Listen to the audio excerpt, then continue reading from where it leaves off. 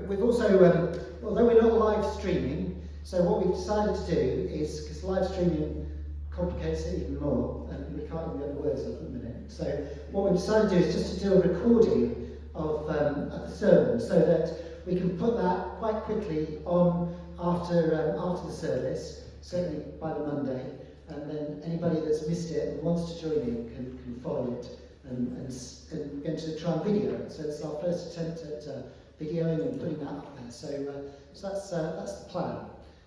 So that'll be great, and that'll mean that everybody can keep in touch. Even if you can't come, you can still follow what the sermon is and follow the series that we're doing. So we're doing a series from Thessalonians, and Chrissy started us off last week, and she gave us a really helpful introduction, but recognising that there are some folk here that weren't here last week, it's good just to go over that, and actually it would be good for us to be reminded of the sort of things that Chrissy said anyway, in terms of how the Thessalonian church came to be in the first instance.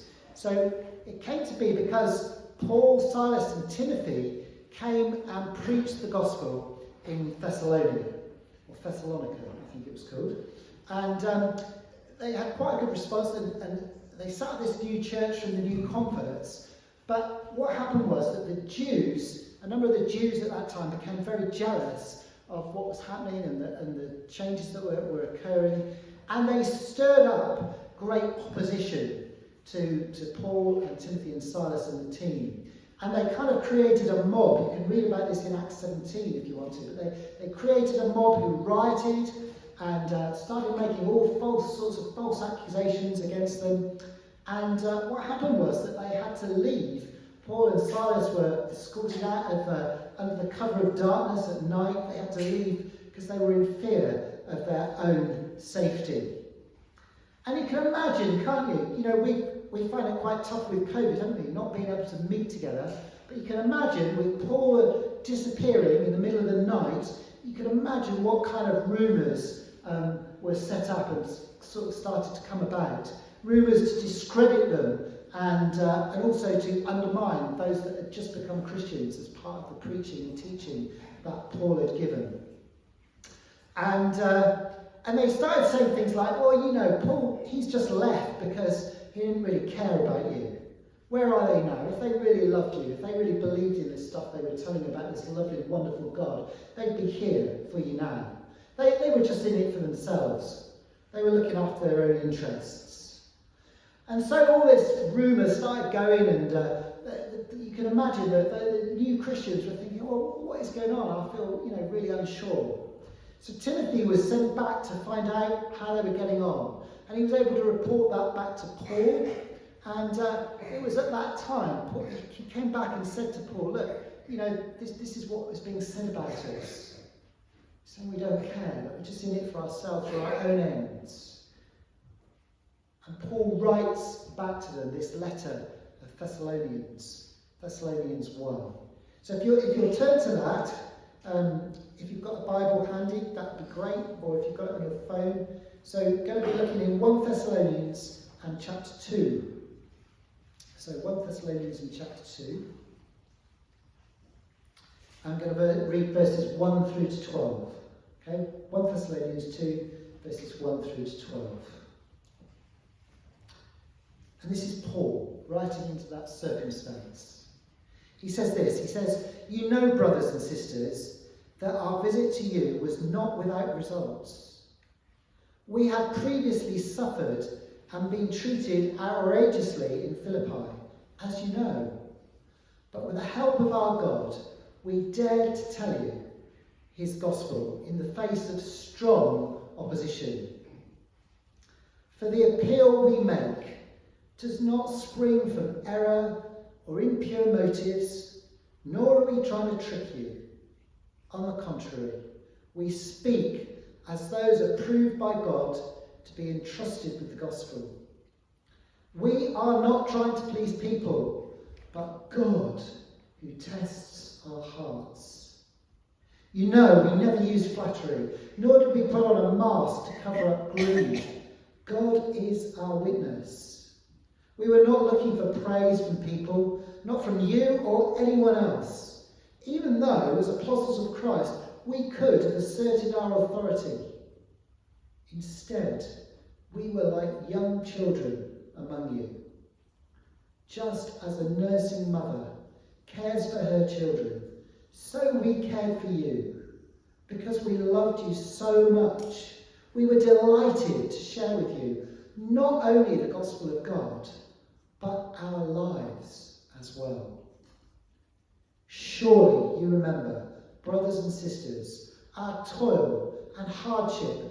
We worked night and day in order not to be a burden to anyone while we preached the gospel of God to you. You are witnesses, and so is God, of how holy, righteous, and blameless we were among you who believed.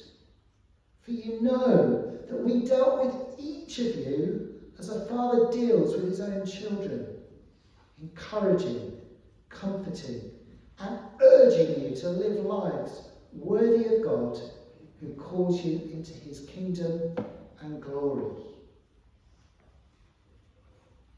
So Paul is writing, isn't he? He's writing into those rumours and those things that are seeking to discredit them, to say they were just doing this because they were greedy, they were doing it for their own ends, all that kind of stuff.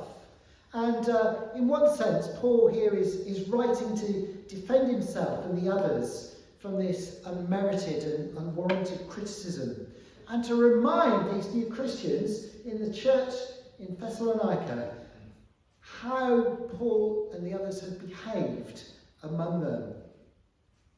So it's quite a lot in this passage, and I just recognise that I can't go into everything in the sermon. We don't want to be here all morning, do we? We've got other things to do, and so I just recognise we can't go into everything. I want to draw out 3 images that Paul uses to describe how he and his team, Timothy and Silas, had behaved while they were with the early church. And in looking at these 3 images, I think we can apply lessons to our own lives. We can apply them if you're in any kind of leadership role at all, if you serve in the church, or at work, or in the home, or in volunteering. Or we can apply these lessons as we seek to draw alongside others and share the gospel and tell them about Jesus. And the 3 images that Paul refers to is, firstly, and it's in verse 4, he says we were entrusted with the gospel. It's an image of a steward being entrusted with the gospel. The second image that you will have seen as we've gone down is that he says we were like a mother, a nursing mother, he says, caring for her little children. And then the third image is we were like a father amongst you, encouraging, comforting, urging. So those are the 3 images. Just want to unpack them a little bit and go through them. The first, a steward entrusted with the gospel. A steward in those days was someone who managed property or land or a household on behalf of the owner. So they were doing it on behalf of someone who owned those things. So they had to be trusted completely. In verse 3, Paul states that the appeal that they made did not spring from error or impure motives, nor were they trying to trick anyone. In other words, what he was saying is, our message that we came to give you was true, and my motives were pure, and my methods that we used were open and above board. This is what we were like amongst you.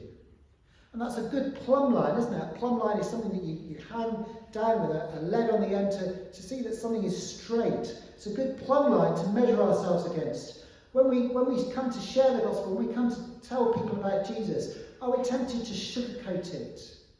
Maybe we're not always clear that becoming a Christian doesn't mean that everything is sweetness and light and rosy in the garden.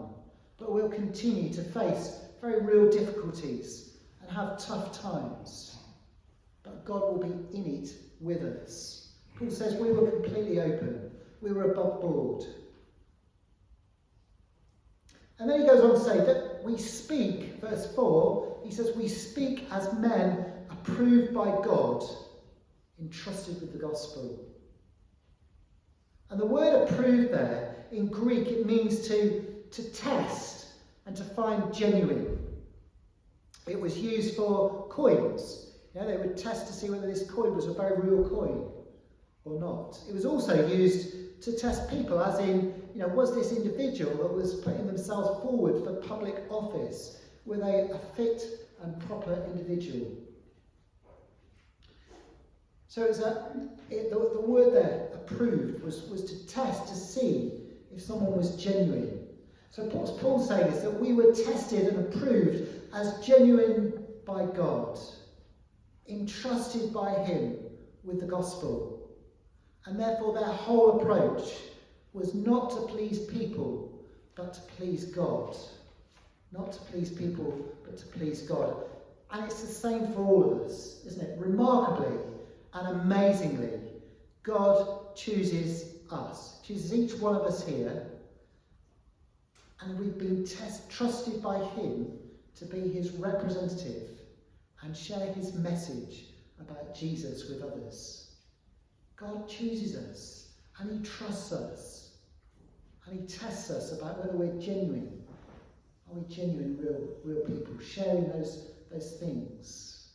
And as we seek to fulfill that calling that God gives us, that incredible, amazing thing that we can't possibly do without him filling us with his Spirit, as he calls us to do that, the question is, in our behaviours and our actions, are we looking to please God first and foremost?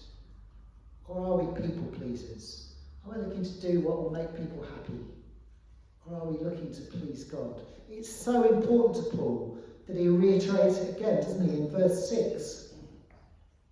Verse 6, he says, we're not looking for praise from people, not from you or anyone else. Even though, as apostles, we could have done that. We could have asserted our authority and said, yes, we're going to tell you all about this because we are apostles of God and chosen.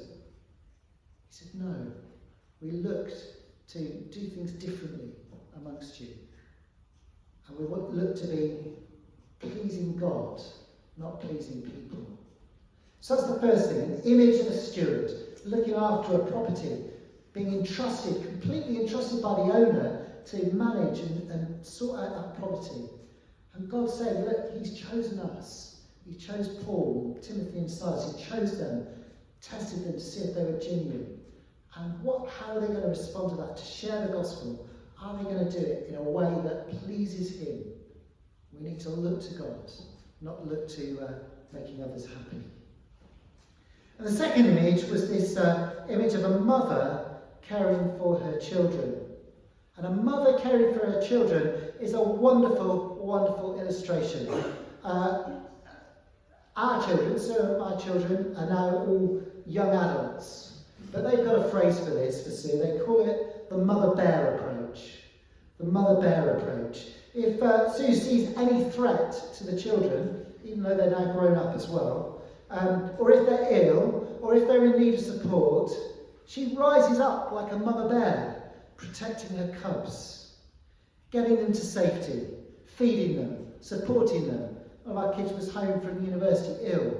She was there, supporting her, loving them. Some translations say it's a mother caring for her children. Some translations say it's like a nursing mother caring for her children. So we cared for you. And a nursing mother, that's a great image as well, isn't it? A nursing mother is there scooping up a crying, fractious baby, wrapping that baby in their arms, nestling them to her body and feeding them and caring for them till they stop crying and they start sleeping. And that's what Paul is saying. That's what we're like with you, the new converts. Verse 8, we loved you so much, we were delighted to share with you not only the gospel, but our lives as well. Verse 9, remember our toil and hardship. We work night and day. That's what it's like being a mum, isn't it? Those of you that have been mums or are mums, you work hard, you get exhausted, you're up at night, you're sharing your whole life with your children.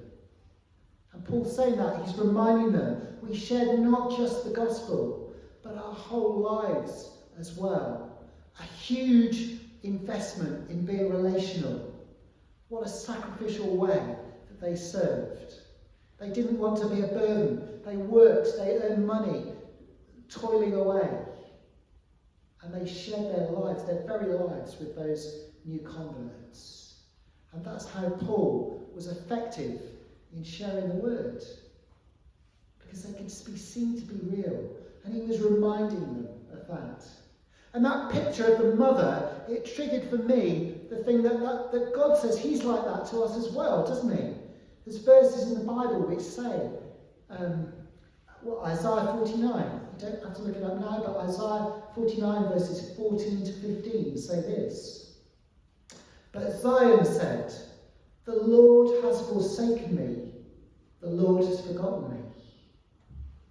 Verse 15 says this, can a mother forget the baby at her breast and have no compassion on the child she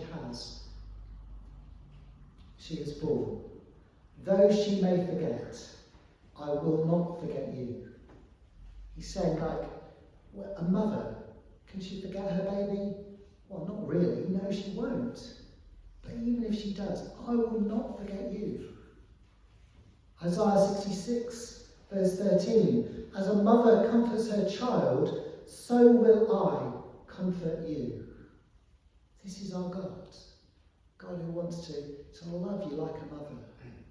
This is how God is with us. This is how Paul was with the Thessalonians. How can we follow that example? How can we put this into practice in our lives? See, I don't think we can on our own. I just don't think we can do it. That's sacrificial, pouring out love. A couple of weeks ago, I talked about the Holy Spirit.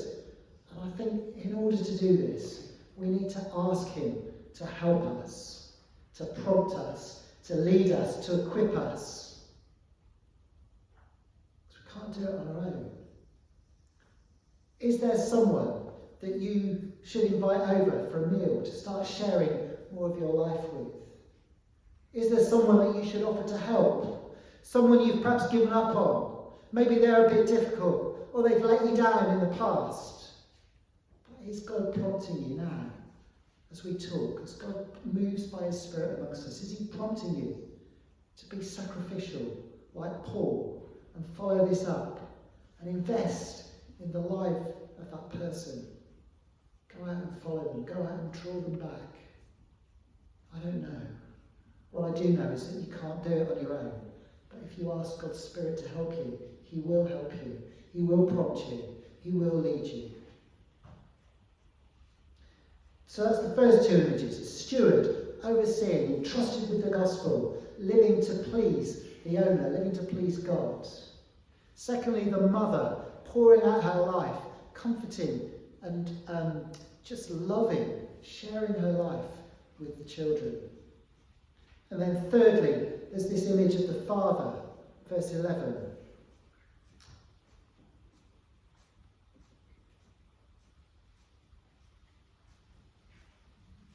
For you know that we dealt with each of you as a father deals with his own children, encouraging, comforting, and urging you to live lives worthy of God.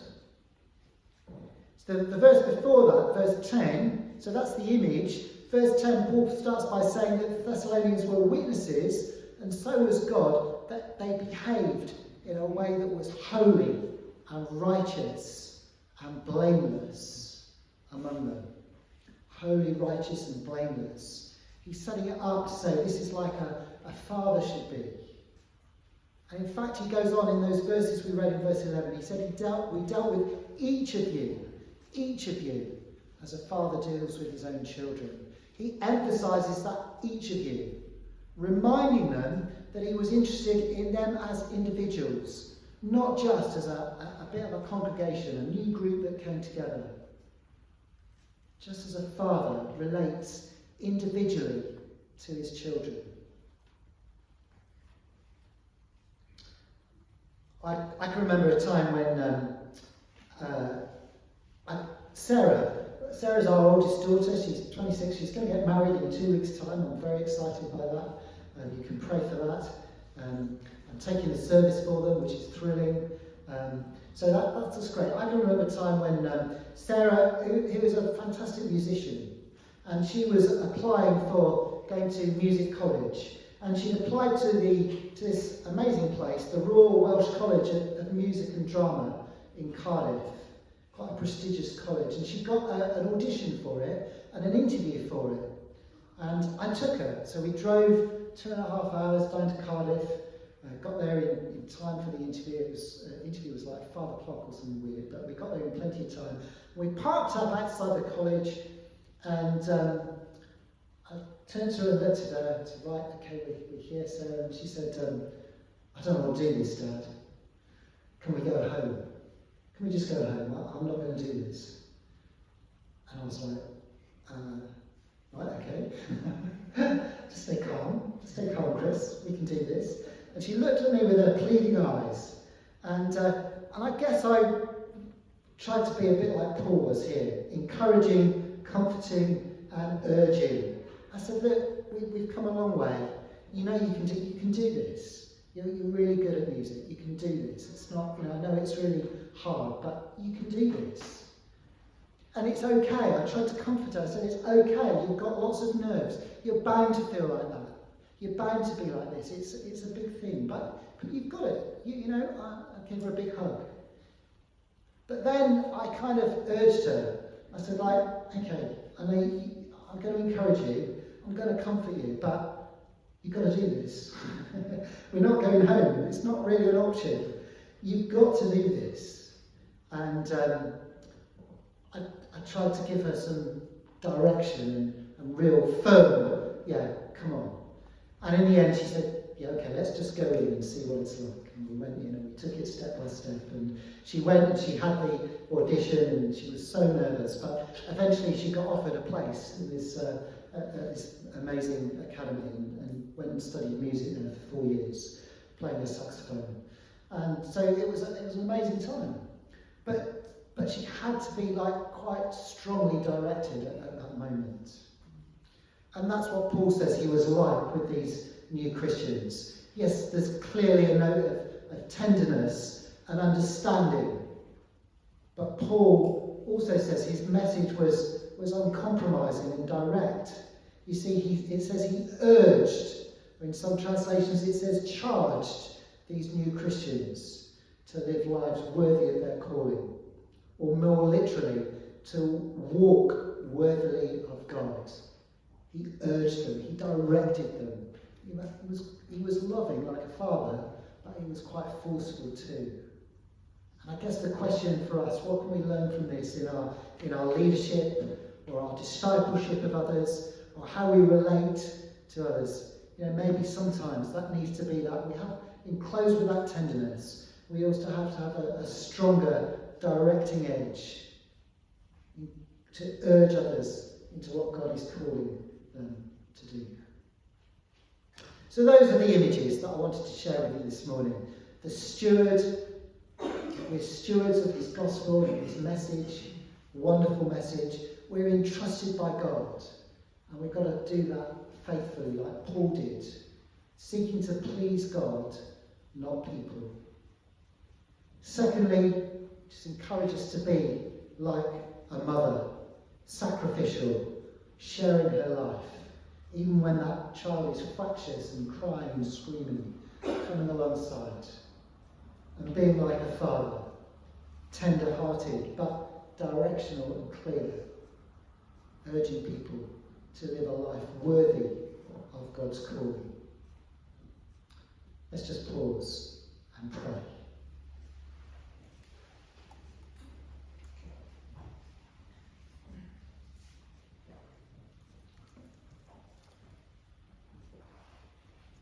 Lord, we thank you for your word, and we thank you that in your word we can see how the Apostle Paul lived and preached and shared. And Lord, there are amazing things that we can learn from that. So Lord, I pray that you would help us. Help us to learn, Lord, these things. Take those pictures that Paul shared with us and bring them to life in this coming week. And maybe there are things that you'll prompt us to do by your Spirit, to be more like that steward, seeking to please you in all that we do. Be more like that mother, being sacrificial, pouring her life out for her kids. Be more like that father, tender but strongly urging people to live lives worthy of their calling. Lord, come by your Spirit, speak to us now, speak to us in the coming days, and lead us, remind us. In Jesus' name we pray. Amen.